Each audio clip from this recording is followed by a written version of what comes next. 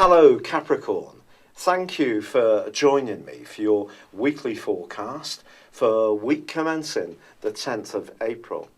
You can find yourself extremely busy on the home front this week. In fact, some of the changes that you decide to make can be really quite random because you can just get an impulse to move the furniture around, change the garden in some way, perhaps even redecorate, or it could be that you're going to remodel things so it creates a bit more space, or perhaps you're going to create some features that make it more airy and well lit. All of this is going to come about because of the Sun's combination with Uranus.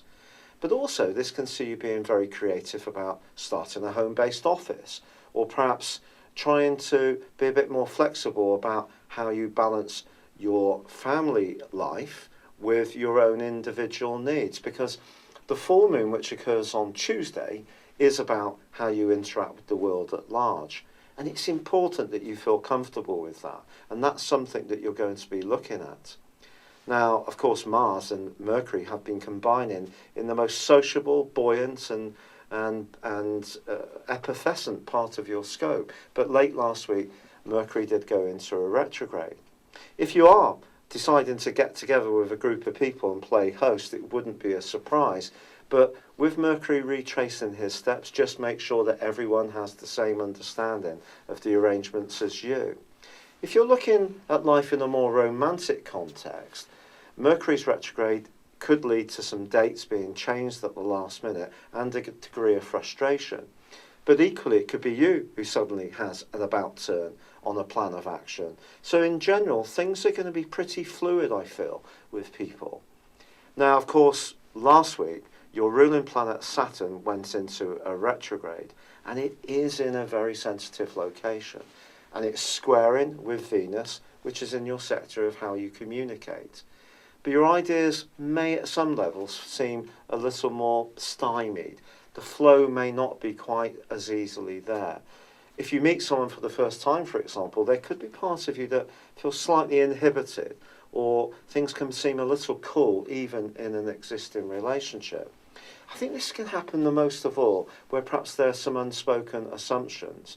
Actually, what you've been working on in terms of your internal self can shape up really positively as this week draws to a close, but it possibly is something that other people around you are not so aware of. So if there is someone who is perhaps a little out of sync with how you're feeling at a deeper level, try to stay cool about it, because Venus goes forwards on the last day of this week, and between then and the 28th of April, you will have a better opportunity, not a perfect one because of Saturn's right angle, but a better opportunity to try to express how you really feel.